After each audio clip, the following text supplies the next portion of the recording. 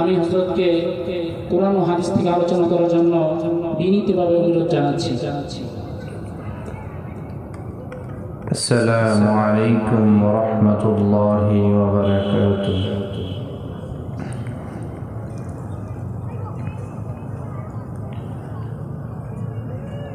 الحمد لله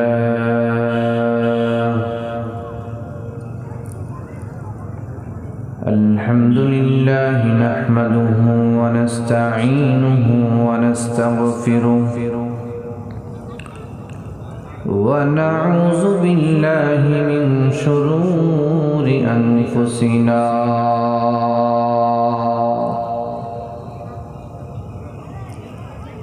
ومن سيئات أعمالنا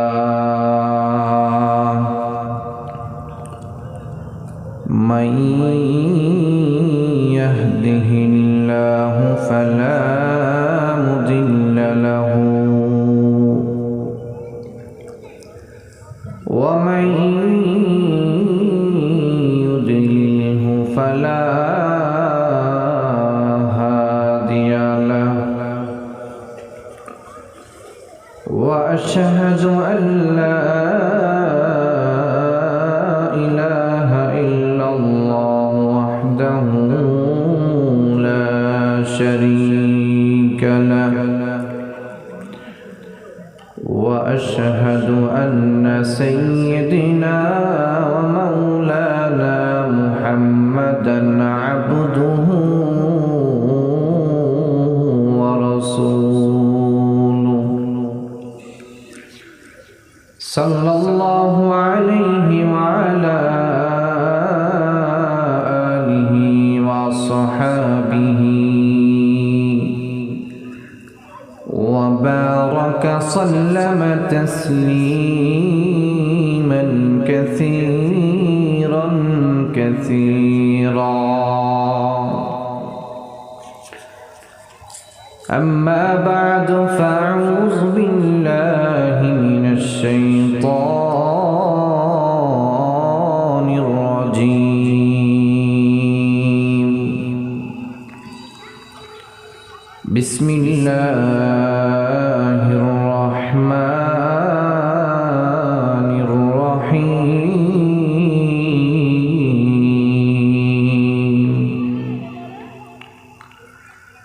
قل إن كنتم تحبون الله فاتبعوني يحببكم الله ويغفر لكم ذنوبكم والله غفور رحيم.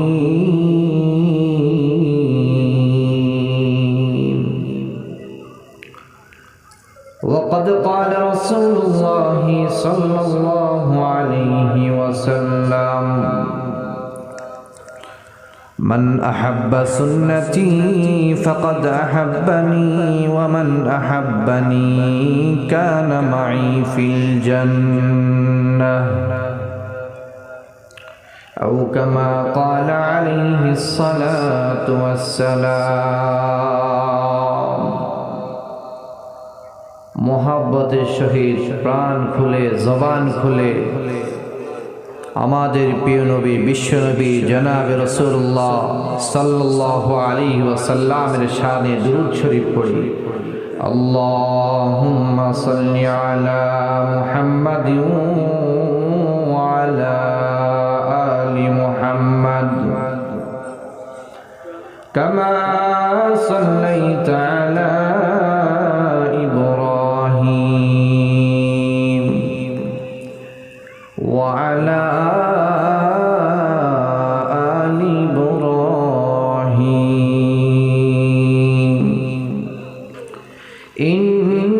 ইন্নাকা হামিদুম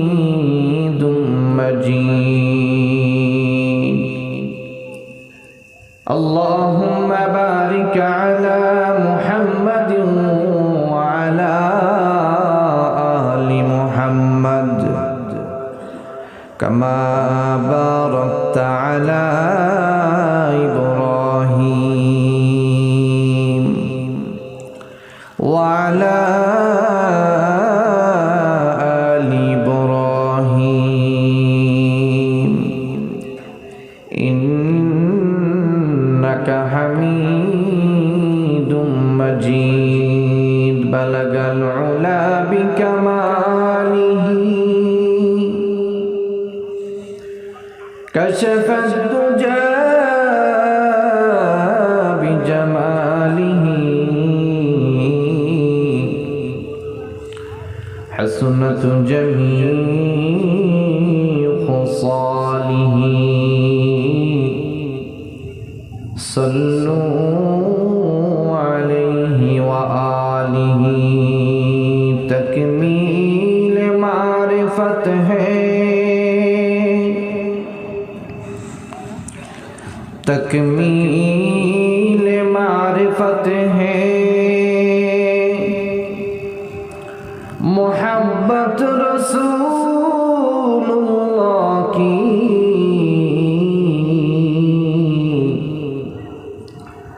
ہے بندگی خدا کی ہے اطاعت رسول اللہ کی ہے بندگی خدا کی ہے اطاعت رسول اللہ کی یہاں ہم سب مسافر ہیں یہاں ہم سب مسافر ہیں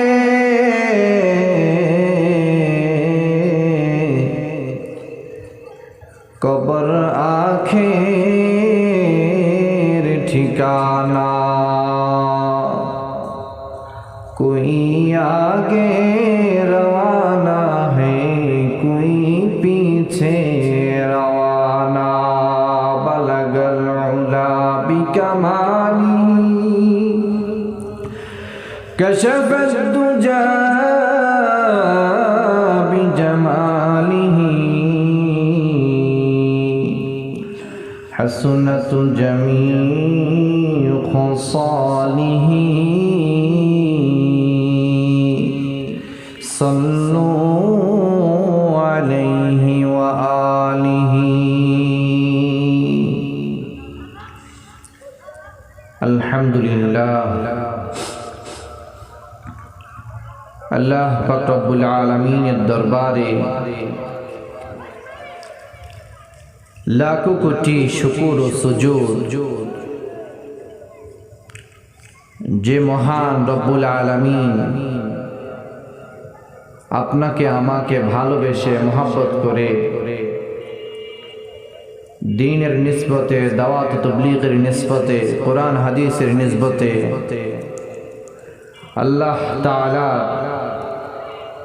কথা শোনার জন্য বাইতুল আফসার জামে মসজিদ কর্তৃক মাহফিলে আসার এবং বসার তৌফিক দান করেছেন। এই জন্য আমরা সেই মহান মালিকের দরবারে শুকরিয়া আদায় করি আলহামদুলিল্লাহ। আল্লাহ পাক রব্বুল আলামিন কোরআনে কারীমের মধ্যে বলেন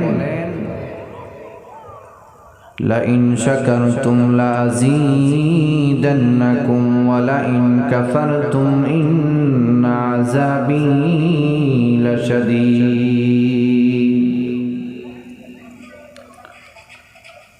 আল্লাহ পাক রব্বুল আলামিন কোরআনে কারীমের মধ্যে বলেন আমার নিয়ামতের শুকরিয়া আদায় যে বান্দা করবে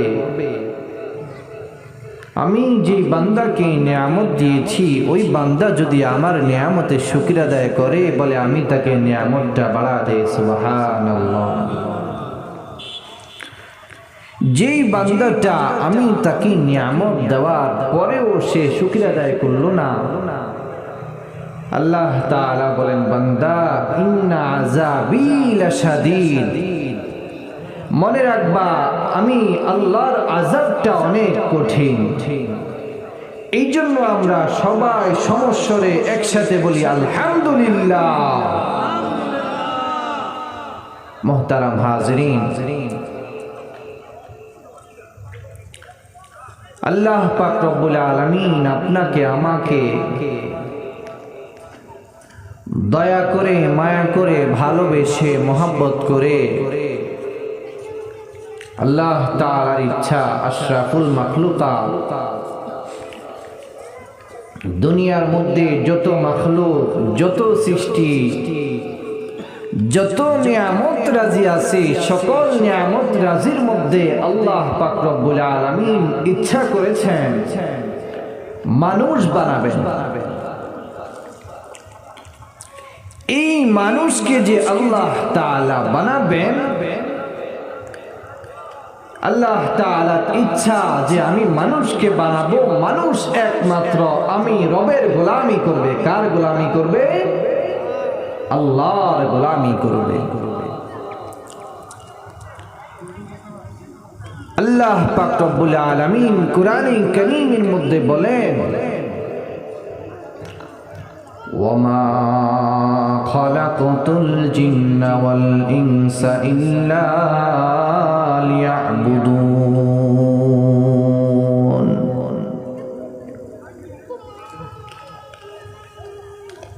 আল্লাহ পাক রব্বুল আলামিন কুরআনে কারীমের মধ্যে বলেন, রে আমার বান্দারা, এরে আমার আবদিয়ত বান্দারা, এরে আমার দয়ার বান্দারা, এরে আমার মায়ার বান্দারা, আমি আল্লাহ দুনিয়ার মধ্যে মানুষ বানাইলাম বলে আমি আল্লাহর একটা উদ্দেশ্য আছে। দুনিয়ার মধ্যে যখন তোমরা গাছ লাগাও, দুনিয়ার মধ্যে যখন তোমরা ফসলাদি করো, বলে তোমাদের একটা উদ্দেশ্য থাকে। বলে উদ্দেশ্যটা কি? বলে আপনি আম গাছ লাগান, আপনার উদ্দেশ্য থাকে আম গাছ আপনাকে আম দিবে। আপনি কাঁঠাল গাছ লাগান বাবা, আপনার উদ্দেশ্য থাকে কাঁঠাল গাছ আপনাকে কাঁঠাল দিবে। আপনি কলা গাছ লাগান, আপনার উদ্দেশ্য থাকে কলা গাছ থেকে আপনি কলা পাবেন। আল্লাহ পাক রব্বুল আলামিন আপনাকে আমাকে সৃষ্টি করছে, আপনাকে আমাকে বানাইছে, আল্লাহ তাআলার উদ্দেশ্য আছে।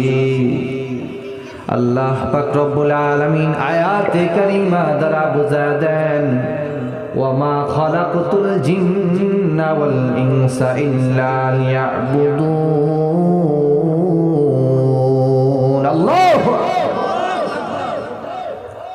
আল্লাহ পাক রব্বুল আলামিন বলেন, আমি আমার বান্দাকে এমনিতে বানাই নাই, আমি আমার বান্দাকে বড় দয়া করে মায়া করে বানাইছি। বলে একমাত্র বানানোর উদ্দেশ্য বান্দা আমার ইবাদত করবে। জোরে জোরে বলুন সুবহানাল্লাহ। তার মানে বুঝলাম আল্লাহ তাআলা আমাদেরকে এমনিতে বানান নাই, বরং উদ্দেশ্য নিয়ে বানিয়েছেন। বলে উদ্দেশ্যটা কি? বলে আমরা যাতে আল্লাহ তাআলার ইবাদত করি, আমরা যাতে আল্লাহ তাআলার গোলামি করি। বলি যদি আমরা আল্লাহ তাআলার গোলামি করতে পারি, আল্লাহ তাআলা যেই সমস্ত হুকুম আহকামগুলো আমাদেরকে দিয়েছেন, যেই সমস্ত বিধানগুলো আমাদেরকে দিয়েছেন, বলে ওগুলো যদি আমরা পালন করতে পারি, বলে আল্লাহ তাআলা আমাদেরকে সুসংবাদ দিয়ে দিয়েছেন, বলে আমি আমার বান্দাদেরকে বিনা হিসাবে জান্নাত দিয়ে দিব।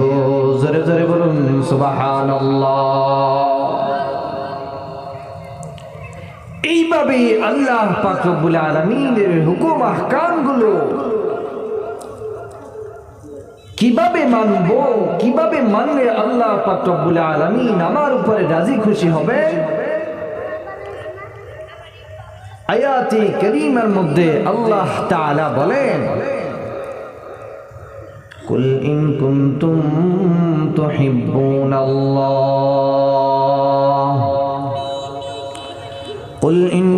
কুনতুম তুহিব্বুনাল্লাহ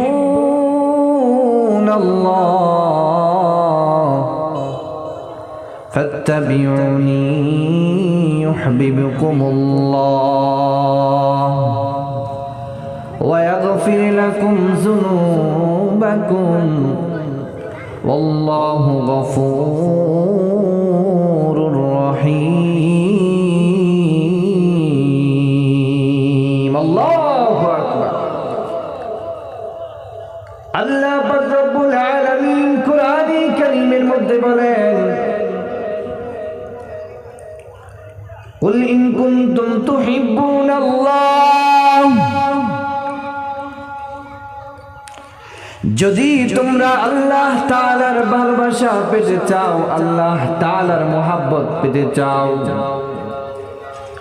যদি তোমরা আল্লাহ তাআলার দয়া পেতে চাও, ফাত্তাবিউনি ইউহিব্বুকুমুল্লাহ, তাহলে বান্দা শুনে রাখো, আমি রাসূলের ইত্তেবা করো, আমি রাসূলের অনুসরণ করো। বলে আমি রাসূলের অনুসরণ করলে কি লাভ, কি ফায়দা?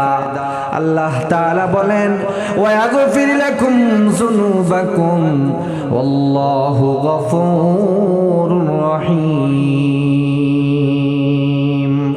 আল্লাহ পাক রব্বুল আলামিন বলেন, আমি রাসূলের ইত্তেবা করবা, আমি রাসূলের অনুসরণ করবা, বলে আমি আল্লাহ তোমাদের জিন্দেগীর সকলের গুনাহ খাতাগুলোকে maaf করে দিব। সুবহানাল্লাহ। আল্লাহ পাক রব্বুল আলামিন বলে, যদি রাসূলের অনুসরণ করে, কেউ যদি রাসূলের ইত্তেবা করে, কেউ যদি রাসূল যেই কাজগুলো করেছেন, যেই কাজগুলো করতে বলেছেন সেগুলো যদি মানে, বলে আল্লাহ তাআলা ওই ব্যক্তির উপরে রাজি খুশি হয়ে যাবেন। জোরে জোরে বলুন সুবহানাল্লাহ। এইভাবে সাহাবায়ে কেরামগণ রাসূল করিম সাল্লাল্লাহু আলাইহি ওয়াসাল্লামের কেমন ইত্তেবা করতেন, রাসূল করিম সাল্লাল্লাহু আলাইহি ওয়াসাল্লামের কেমন অনুসরণ করতেন। আল্লাহ নবী সাল্লাল্লাহু আলাইহি ওয়াসাল্লামের এক সাহাবা, তিনি এরকম বর্ণনা করেন, দুনিয়ার মধ্যে আমি অনেক রাজা বাদশার দরবারে গিয়েছি, অনেক রাজা বাদশাদের রাজপ্রাসাদের মধ্যে গিয়েছি, বলে মুহাম্মদের রাজপ্রাসাদ, মুহাম্মদের কার্যালয়টা এমন একটা কার্যালয়, বলে এরকম মুহাব্বত মানুষ যে তাকে করে, এরকম বিরল দৃষ্টান্ত আমি আর কোথাও দেখি নাই। জোরে বলুন সুবহানাল্লাহ। সাহাবা বর্ণনা করেন, রে আমার ভাই, সাহাবা বর্ণনা করেন, বলে মুহাম্মদের দরবারটা এমন দরবার, মুহাম্মদের রাজপ্রাসাদটা এমন প্রাসাদ, মানুষ তাকে এত মুহাব্বত করে, এত ভালোবাসে, সে যদি থুতু ফালায় সেটা মানুষ গায়ের মধ্যে মাইখা নেয়। সুবহানাল্লাহ। নবী যদি থুতুও ফেলে, বলে ওই থুতুটা সাহাবায়ে কেরাম মুহাব্বত করে গায়ের মধ্যে মেখে ফেলে। বলে নবী যদি কোনো কথা বলে, ওই কথাটাকে লেখার জন্য সাহাবায়ে কেরামরা সর্বদাই হাতে কাগজ কলম নিয়ে সর্বদাই তারা এরকম প্রস্তুত থাকে। বলে দুনিয়ার মধ্যে তো আমি অনেক রাজপ্রাসাদ দেখেছি, অনেক কিছু দেখেছি, কিন্তু মুহাম্মদের দরবারের মতো এমন কোন দরবার আমি সারা দুনিয়ার মধ্যে এরকম দেখি নাই। জোরে বলুন সুবহানাল্লাহ। আল্লাহ নবীর সাহাবায়ে কেরামরা নবীজিকে এমন ভালোবাসতেন, এমন মহব্বত করতেন। রাসূল করিম সাল্লাল্লাহু আলাইহি ওয়াসাল্লাম হাদিসের মধ্যে বলেন, قال رسول الله صلى الله عليه وسلم لا يؤمن أحدكم লা ইউমিনু আহাদুকুম আকুনা আহাব্বা ইলাইহি মিন ওয়ালিদিহি ওয়া ওয়ালাদিহি ওয়ান নাসি আজমাইন। আল্লাহ নবী সাল্লাল্লাহু আলাইহি ওয়াসাল্লাম বলেন,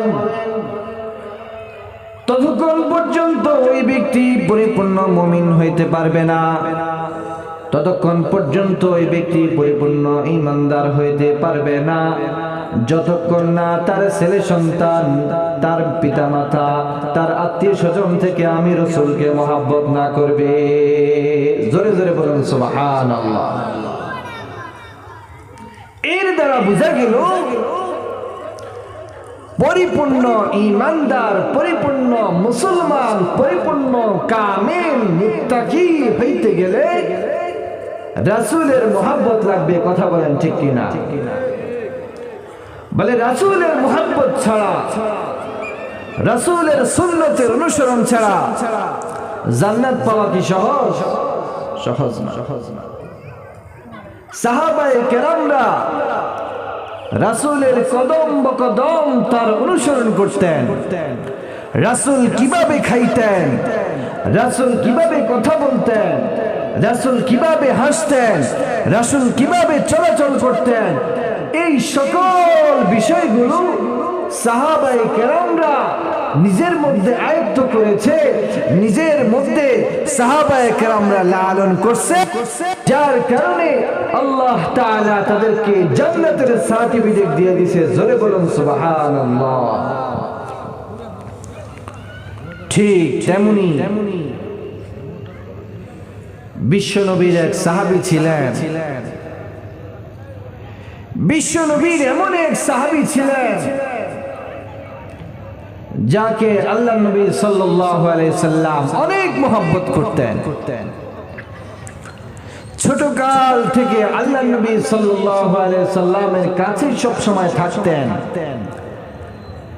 নবী করিম সাল্লাল্লাহু আলাইহি সাল্লামের সাহাবী মুআজ ইবনে জাবাল, আল্লাহ নবী সাল্লাল্লাহু আলাইহি সাল্লাম বলেন, আমার উম্মতের মধ্যে সবচেয়ে বেশি হালাল হারাম বিষয় জাননেওয়ালা হচ্ছে মুআজ। নবী করিম সাল্লাল্লাহু আলাইহি সাল্লাম বলেন, আলামু বাইনাল হালালি ওয়াল হারামি, আমার উম্মতদের মধ্যে সবচেয়ে বেশি জানতেন হযরত মুআজ। তো বিশ্বনবীর সাহাবী মুআজ কেমন ভালোবাসতেন রাসূলকে? বলে মুআজ ইবনে জাবাল রাদিয়াল্লাহু আনহু রাসূলকে এমন ভালোবাসতেন। মুআজ ইবনে জাবাল রাদিয়াল্লাহু তাআলা আনহু সর্বদাই রাসূলের দরবারের মধ্যে থাকতেন। খেয়ে না খেয়ে তিনি রাসূলের দরবারের মধ্যে পড়ে থাকতেন। কখন রাসূল কোন কথা বলে,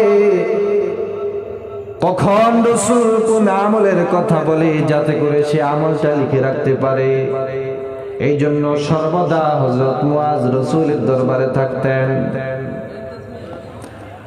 মুসলমানরা যখন বিভিন্ন রাষ্ট্র, বিভিন্ন এলাকা জয় করলো, ইয়ামানরা মুসলমানদের অধীনের মধ্যে চলে আসলো। ইয়ামানটা মুসলমানের অধীনের মধ্যে চলে আসার পর আল্লাহ নবী সাল্লাল্লাহু আলাইহি ওয়াসাল্লামের কাছে ইয়ামান থেকে মুসলমানের একটা দল এসে বলে, আল্লাহ নবী, ও নবী, আপনি আমাদের মধ্যে এমন একজন মানুষ দেন, আমাদের মাঝে এমন একজন লোক দেন যিনি আমাদের মধ্যে বিচার কার্য পরিচালনা করবে।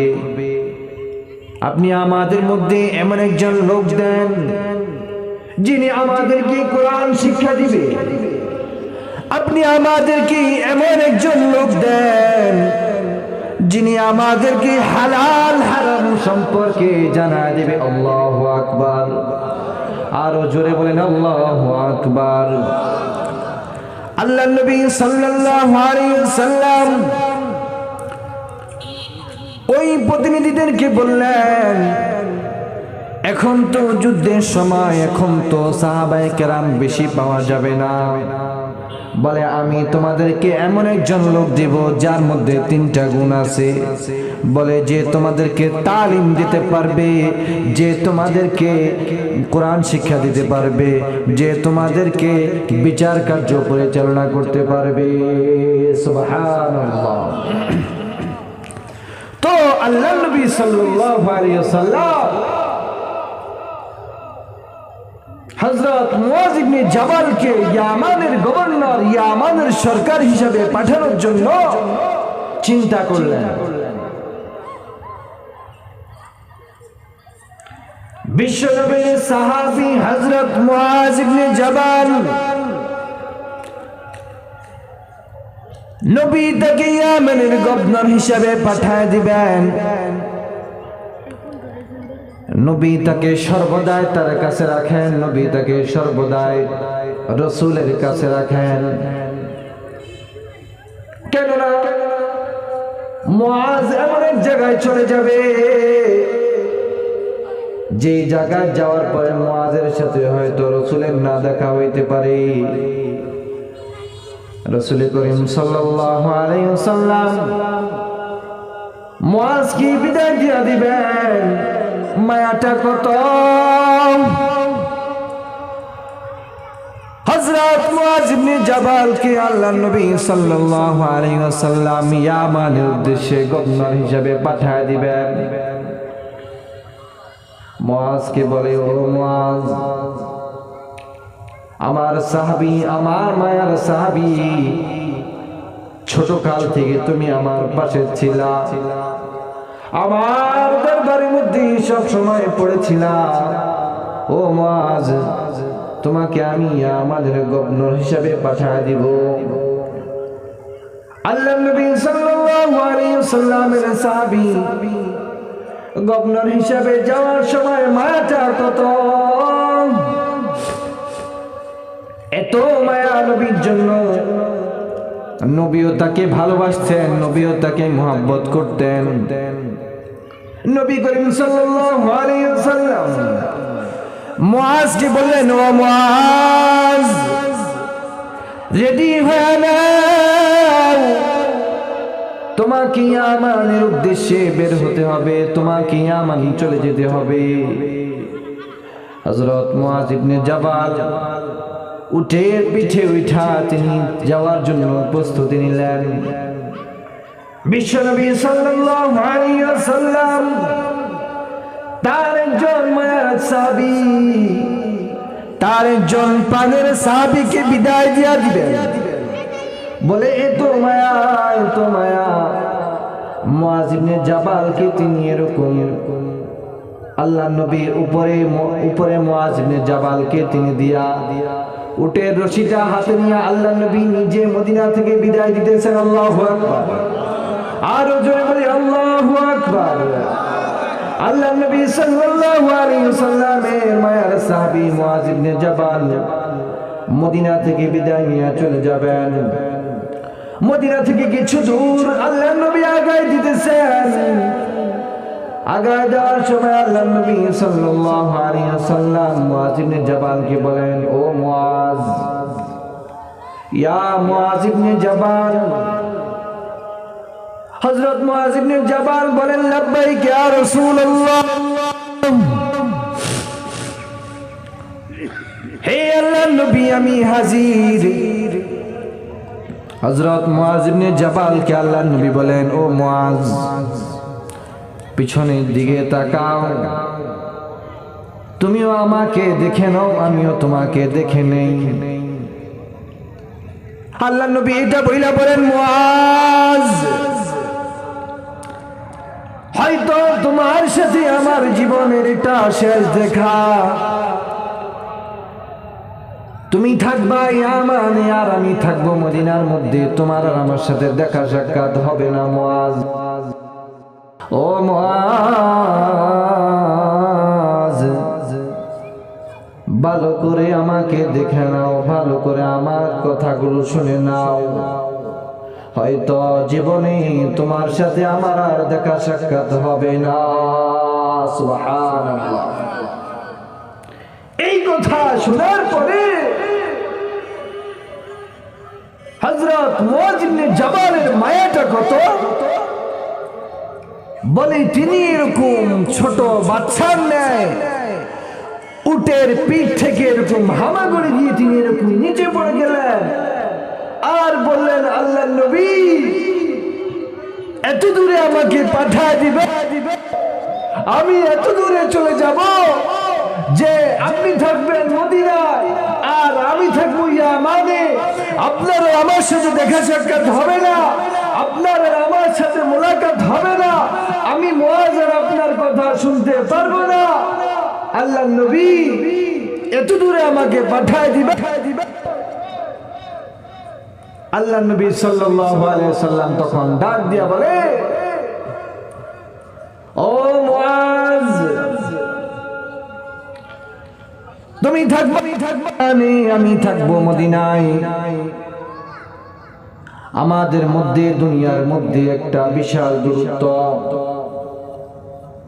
তুমি থাকবা সুদূর ইয়ামানের মধ্যে, মদিনার মধ্যে আমি থাকবো।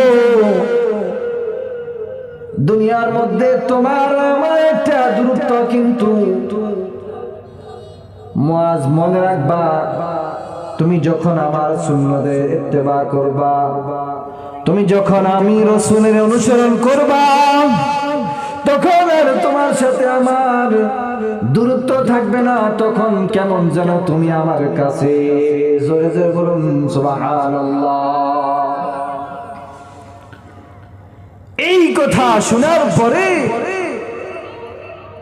হযরত মুআয ইবনে জাবাল আর কষ্ট পাইলেন না, আর ব্যথায় ব্যথিত হইলেন না। তিনি এটা মনে করলেন যে আসলেই তো নবী করিম সাল্লাল্লাহু আলাইহি সাল্লাম তো আমাকে বলেছেন যে তুমি যদি আমার সুন্নতের ইত্তেবা করো, তুমি যদি আমার সুন্নতের অনুসরণ করো, তুমি যদি আমি রাসূলের সুন্নতটাকে মানো, তাহলে মুআয তুমি দূরে না, কেমন যেন আমার কাছে। জোরে জোরে বলুন সুবহানাল্লাহ। এই জন্য মুহতারাম হাজিরিন, বলে আজকাল আমরা এরকম রাসূলের সুন্নাত থেকে এরকম দূরে চলে গেছি। কথা বলেন ঠিক কিনা? রাসূল করিম সাল্লাল্লাহু আলাইহি ওয়াসাল্লামের সুন্নাতের অনুসরণ থেকে আজ আমরা সেগুলো বাদ দিয়ে পশ্চিমাদের কালচার, পশ্চিমাদের বেশভূষা ধরে ফেলছি। কথা বলেন ঠিক কিনা? অথচ উচিত ছিল এটা। বিশ্বনবী সাল্লাল্লাহু আলাইহি ওয়াসাল্লাম বলেন, মান আহাব্বা সুন্নতি ফাকাদ আহাব্বানি ওয়া মান আহাব্বানি কানা মাই ফিল জান্নাহ। আল্লাহু আকবার। বিশ্বনবী সাল্লাল্লাহু আলাইহি ওয়াসাল্লাম বলেন, কোন ব্যক্তি যদি আমি রাসূলের সুন্নতকে ইত্তেবা করে, আমি রাসূলের সুন্নতকে মানে, আমি রাসূলের সুন্নতকে অনুসরণ করে, বলে ওই বান্দার জন্য কোনো চিন্তার কোনো কারণ নাই, ওই বান্দার জন্য পেরেশানির কোনো কারণ নাই। ওই বান্দা কাল কিয়ামতের দিনে আমি রাসূলের সাথে জান্নাতের মধ্যে থাকবে। জোরে জোরে বলুন সুবহানাল্লাহ। এই জন্য আপনার আমার সুন্নত মানার দরকার আছে না? আরো জোরে বলেন, আছে না নাই? এই জন্য বাবাজিরা, বুড়া বাবারা, যুবক ভাইরা, পর্দার আড়ালের মা বোনেরা, ও মা, আপনাকে বলে যাই, নিজের জীবনটা রাসূলের সুন্নাত দ্বারা তৈরি করেন, নিজের জীবনটা রাসূলের সুন্নাত দ্বারা সাজান। ও মা, কতই তো কসমেটিক মেকআপ দিয়ে নিজের রূপকে সাজাইলেন, কত সুন্দর জামা কাপড় দিয়ে নিজের শরীরকে সাজাইলেন, কত সুন্দর পোশাক আশাক দিয়া নিজের এই মাটির শরীরকে সাজাইলেন। কিন্তু বলে এগুলো আপনার আমার কবরের মধ্যে যাবে না, এগুলো আপনার আমার কবরের মধ্যে কোনো উপকার করবে না। ও বাবারা, ও যুবক ভাইরা, যদি আপনি আর আমি রাসূলের সুন্নাত দ্বারা নিজের জীবনকে সাজাইতে পারি, রাসূলের সুন্নাত দ্বারা নিজের জীবনকে গুছাইতে পারি, বলে দুনিয়ার মধ্যেও কামিয়াব, আখিরাতের মধ্যেও কামিয়াব। সুবহানাল্লাহ। এই জন্য মুহতারাম হাজিরিন, রাসূল করিম সাল্লাল্লাহু আলাইহি ওয়াসাল্লামের সুন্নাত থেকে আমরা এতদূর সরে গেছি